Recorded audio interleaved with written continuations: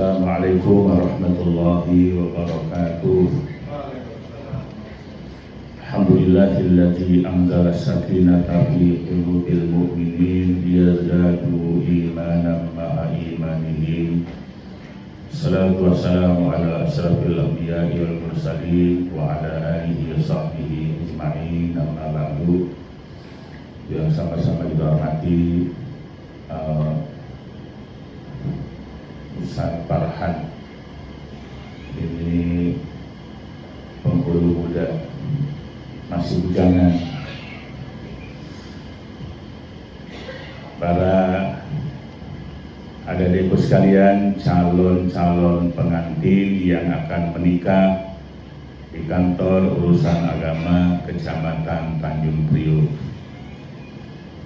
Alhamdulillah, kita bersyukur pada Allah Subhanahu wa Ta'ala pagi ini kita hadir untuk mengikuti bimbingan perkawinan, dengan harapan mudah-mudahan dengan BIMWIN ini akan menjadi keluarga yang mampu membangun mahligai rumah tangga bahagia, mencapai dan menggapai keluarga sakinah, mawaddah warahmah di bawah lindungan dan bimbingan Allah Subhanahu wa Ta'ala.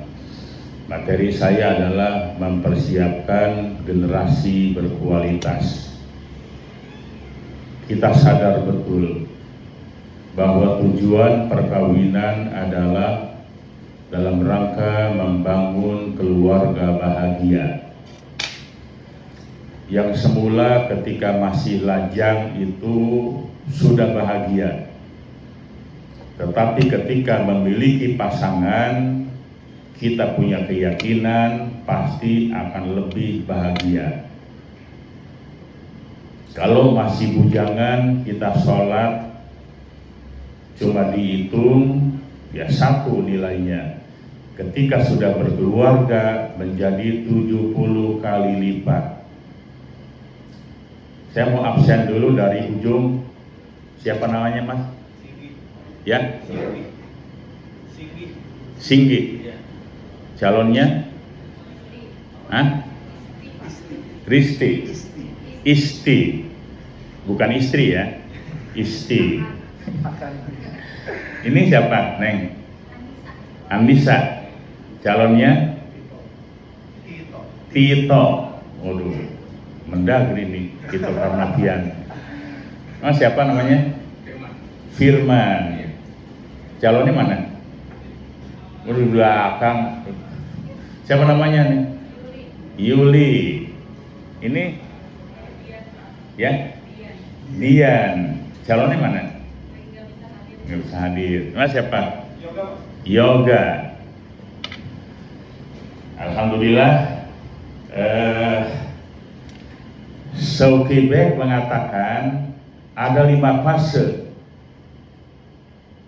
Nazrotan fatabassamu fatakallamu fa mau'idun wa liqa'un. Nazrotan pandangan bertemu pandangan, mata bertemu mata. Itu namanya singgi. Mata singgi ketemu dengan mata isti. Setelah mata bertemu mata, yang kedua fatabassamu, senyum. Senyum gak sih dulu?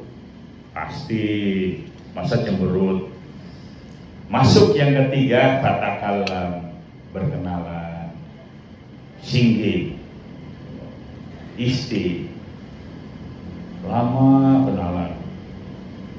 Baru masuk pasti yang keempat, famau'idun, ada janji, ada pinangan, yang dalam bahasa Arab adalah khitbah. Dilamarkan dulu, diterima langsung ya. Baru yang kelima, waliqaun, ada pertemuan serius.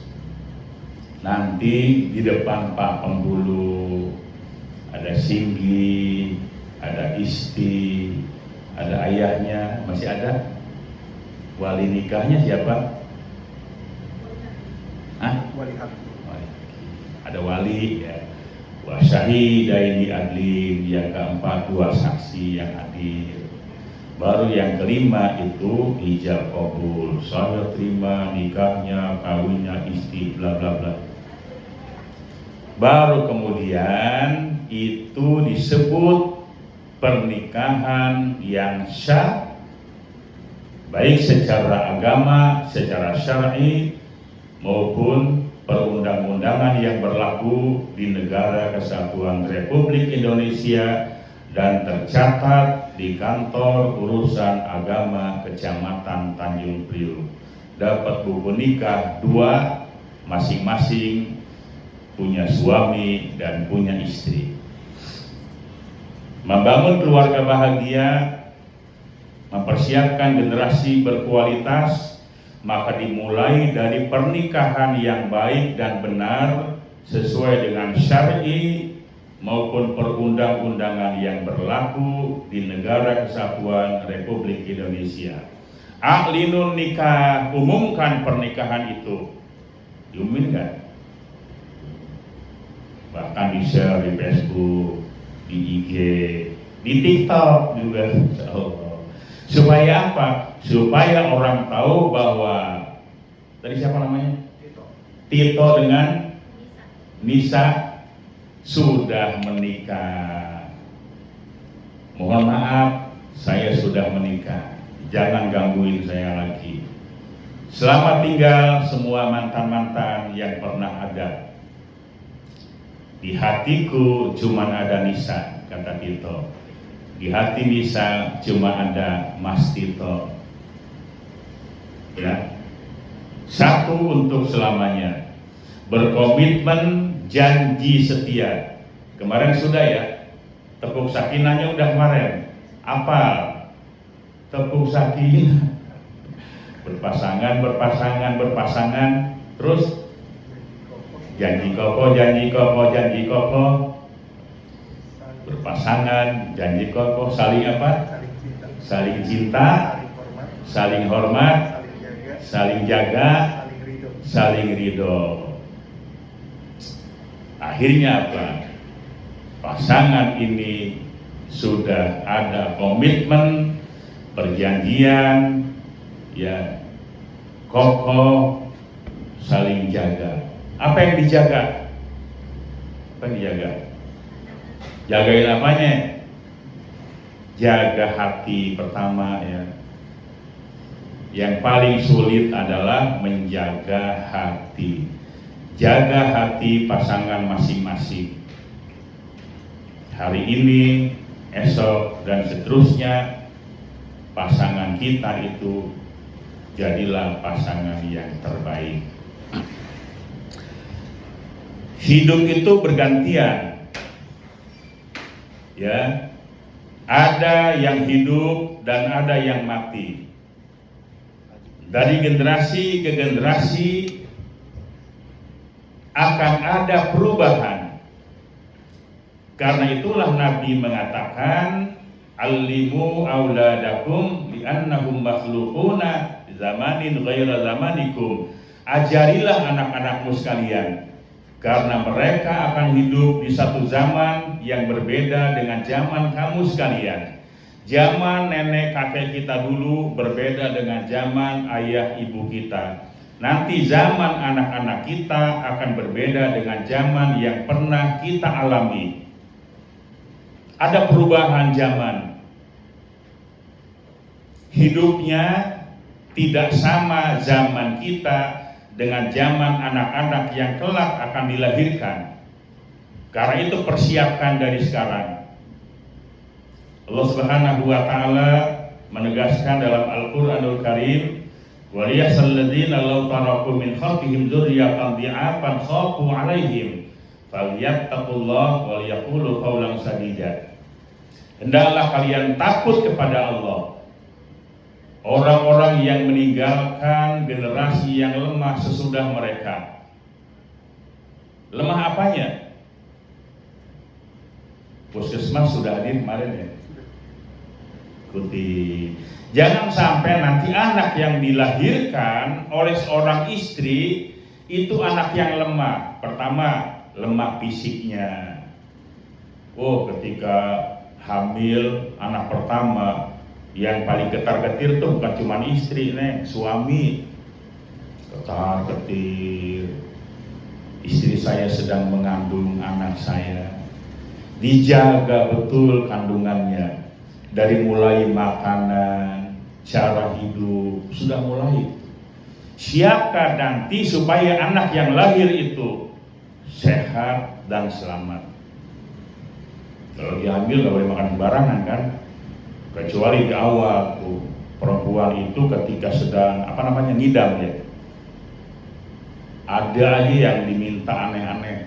Suami jangan kaget nanti ketika istri sedang hamil. Anak siapa? Pak Tito. Dijaga, ya Allah, istriku sedang hamil, suami akan lebih sayang. Hamil, dijaga kehamilannya, kasih dia makanan yang terbaik, makanan yang bergizi. Biarpun ketika awal-awal hamil itu ada yang diminta, macam-macam yang diminta. Pengennya makan yang apa biasanya kata emak kita dulu? Yang asam-asam ya. Pagi-pagi makan rujak, pagi-pagi makan mangga muda, tengah malam minta makan pangsit. Saya mau tanya Pak Tito, bagaimana sikap Bang Tito ketika jam 12 malam istrinya minta dibeliin pangsit? Cariin, kan nggak ada. Nggak ada, pengen dia makan pangsit yang di pojokan sono. Ini bisa dengerin ya. Biarpun kita yakin nggak bakal ada tuh jam 12 malam jual pangsit. Bagaimana sikapnya? Ya pasti kita turutin, terus kasih pengertian dulu. Kalau jam segini tuh nggak ada, atau kita usaha dulu lah. Ya, itu yang cakep. Keluar aja udah dulu, keluar rumah ya.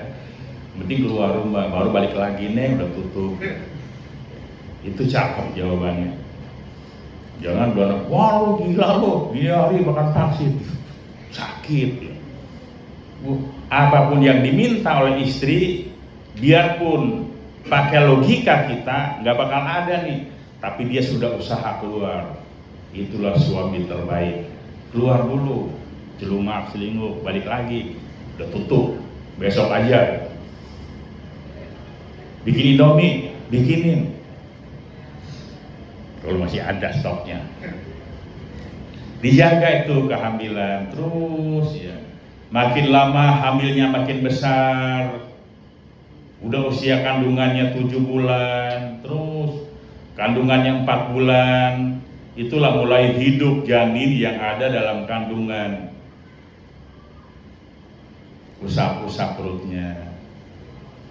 Sambil baca surah Al-Insyirah, Alam Nasrah, Laka Sadrak terus sampai habis. Lagi sudah 9 bulan, sudah saatnya melahirkan. Udah mulai ini Nisa, Isti dan lain-lain. Jangan beranggapan ketika istri itu sedang hamil besar, saatnya melahirkan, istri memang berjuang supaya lahirnya dengan selamat, sakit katanya. Tapi suami juga sama, berjuang bersama-sama. Suami yang soleh, istrinya akan melahirkan di ruang persalinan, suami ikut bantu dengan doa. Malahan ada suami yang baca Quran, ulaika hum syarrul bariyah. Suster datang, Pak, alhamdulillah istrinya sudah melahirkan anaknya perempuan. Azamin telinga kanan, kematkan telinga kiri. Suster bilang, Pak, ini kan paketnya paket melahirkan, paket persalinan, dari mulai biaya persalinan sampai akte kelahiran. Mau dikasih nama siapa nih? Wah, suami bingung. Belum ada persiapan ya.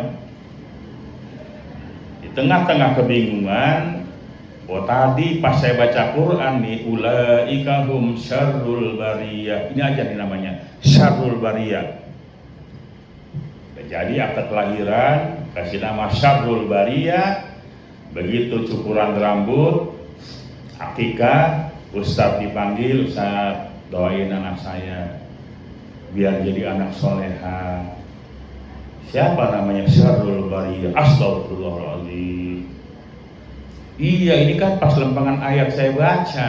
Ya tapi yang salah. Syarrul bariyah ay syarrul makhluqat, sejahat-jahatnya makhluk. Jadi kasih nama, siapin jauh-jauh hari ya. Kalau perempuan siapa, laki-laki siapa. Sebaik-baik nama itu yang mengandung nilai pujian dan kehambaan. Biarpun kata William Shakespeare, what is name, apalah sih artinya nama, tapi nama itu mengandung doa. Biar nanti orang panggil anak kita ada kebanggaan. Siapa namanya? Tukiem, cantik, jadi artis lagi. Siapa Tukiem? Apa sih nama anak Tukiem? Perempuan. Dulu orang tua kita dulu di situ. Kasih nama yang terbaik. Ada buku nama-nama indah. Itu cara mempersiapkan generasi berkualitas. Lahir fisiknya sehat walafiat, jadi kebanggaan orang tua. Kewajiban pertama, kasih nama yang terbaik buat anak-anaknya. Nama dulu. Nah, Dede sekalian yang saya muliakan, suami istri ini diharapkan adalah bahagia lahir batin dunia akhirat. Ada pasangan ketika dia menikah, kasih dia ranjang pengantin yang harganya 300 juta. Sementara pasangan yang lain cuma memberikan karpet yang tipis sama bantal yang harga 30.000 yang keliling itu.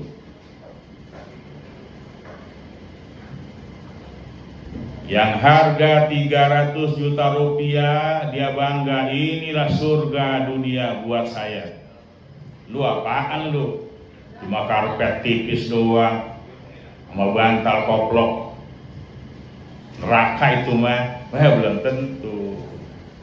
Bisa jadi yang hanya karpet tipis dengan bantal yang tipis, dia sanggup mengatakan baiti jannati, rumahku adalah surgaku.